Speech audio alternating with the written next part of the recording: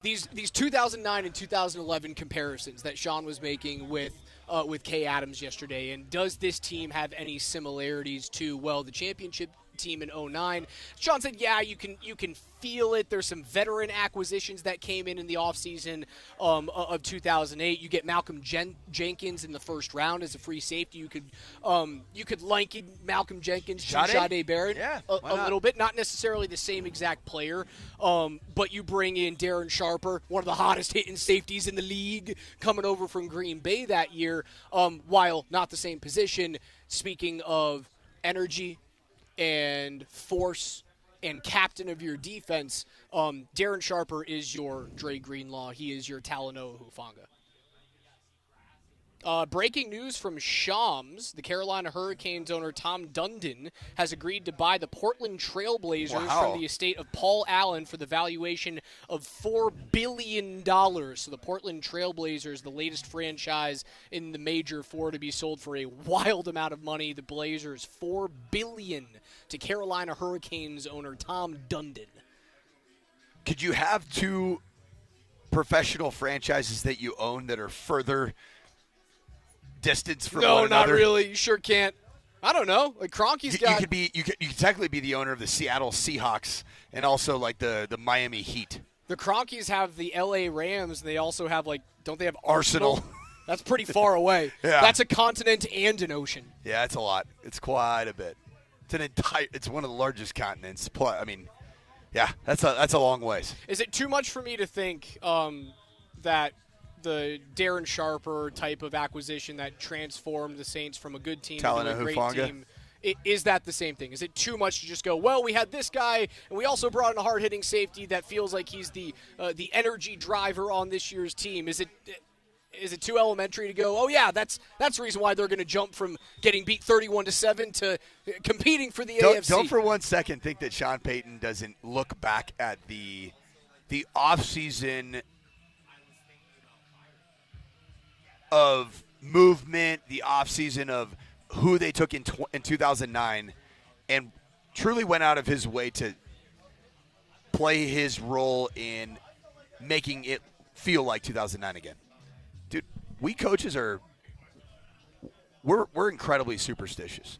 We also just liken success with a particular year of scripting, how we did practice. And you like, that's a greatest hits album right there. That's my best greatest hits album. Was that year of scripting.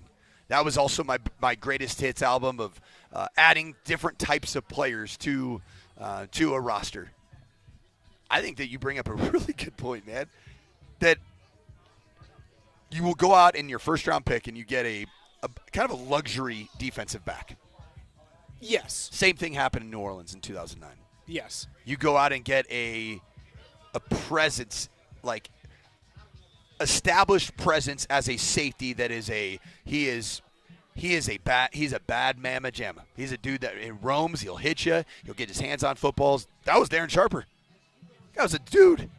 And he was an established vet, and he had done it, and he brought a level of veteran leadership at the New Orleans Saints, a young core that was growing and building together, and then all of a sudden you accelerate that growth by bringing that kind of a player to the team.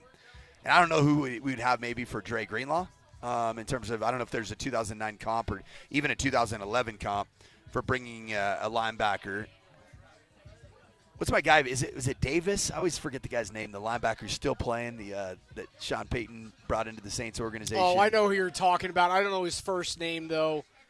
Demario Davis, KJ. That's exactly. I don't who think it is. he was certainly not played. He didn't play on the 2009 team, but no. But I think that Sean has already even mentioned that Dre Greenlaw has the feeling of Demario Davis in terms of his presence, in terms of his vocal leadership.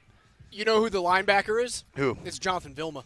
Oh, that's right. From the University of Miami. Established veteran jet, comes over not in the 2000. What year did he come in? He came over the year previous. That's so pretty cool. He wasn't the 2008 offseason. He was the 2007 offseason. So still relatively new. But your linebacker addition to be the mouthpiece of that linebacking core, right, along with the guy behind him and Darren Sharper, was Jonathan Vilma. Vilma was a freak. Great player.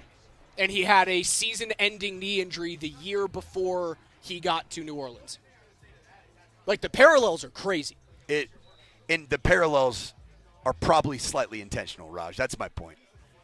Is that as a head coach and a guy that's very involved in every single decision, you do go back to your greatest hits. I, as a coach, go back to my greatest hits. Hey, what did I do that? Gosh, I remember that. We had a bye week that year. We handled it really well. We played awesome coming off that bye. I'm going to go back and look at this schedule. I'm going to replicate that schedule. Or just say, hey, the whole year was awesome. You know what I learned, though?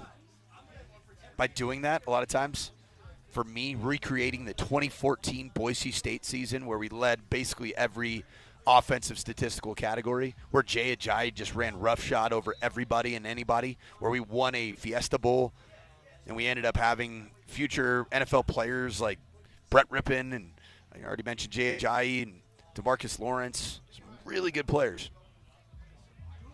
When I tried to replicate that elsewhere and it didn't work, it made you realize there's no two teams that are created the same. You can't replicate the entire thing, but I don't think it is I don't think it's something that you should hold against Sean Payton for finding little pieces. There's a roadmap. There's a roadmap, and you want to continue to follow a similar roadmap. And again, the parallels are here that it happens in the same position group. If the Broncos had already had the established captain of the mid or of the linebacking core and the captain of your defense in terms of how physical you want to play, and that's how we're talking about Hufanga and Greenlaw. If you already had those, your veteran additions would have come elsewhere. Your veteran additions would have come at wide receiver. Maybe you would have gone a little bit harder for a guy like Devontae Adams, right? He was available. Maybe you go harder for that player, but, well, you didn't necessarily have that need on this team. I see the parallels. The 2008 Saints team, it's like they didn't make the playoffs, man. They were 8-8. They need to win the final game of the season against Carolina that year. They lost. 8-8. Don't make the playoffs. 2009, they make it. They win it. Crazier things have happened than the Broncos losing 31-7 in the first round to Buffalo and then making it the next year when they look better. They do. It's that simple. One thing that caught my eye right before practice began, Sean Payton was lingering over here with the local media muggles. And he was also spent a good deal of time talking with Cortland Sutton, talking through some routes. Looked like he was I'm a bit of a body language reader. And it was almost like, hey, man, you got a pretty good bag. It's time to step up, man. Like, that's what I kind of read. And if you don't think coaches don't do that, then you're wrong. They do that. Coaches do that. Like, hey, I've taken care of you. Even in at various levels, college level, we got you that NIL deal, man. It's time for you to make good on your side. Have you found, though, that Cortland Sutton is one of the guys who is holding back the Broncos' it's not holding back. Offense? If he catches that first pass, okay. We're in having the preseason game. It's true. We're it's having a completely different conversation. Because he catches that perfect pass from Bo Nix.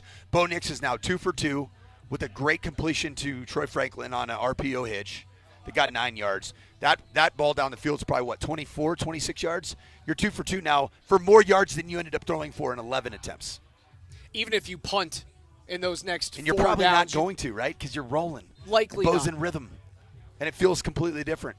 It's funny, Sean, you mentioned he was talking with Cortland. They were talking through this exact ball that the wide receivers are going up. It's this short little 5-yard fade into red the corner. Zone fade. Yep. Red zone fade. This is the exact ball that Sean was talking with Cortland about. Yeah, and Sean was demonstrating the exact release of it. You know, this kind of shave release where you get some width and then you get your verticality back so you don't drift into the sideline.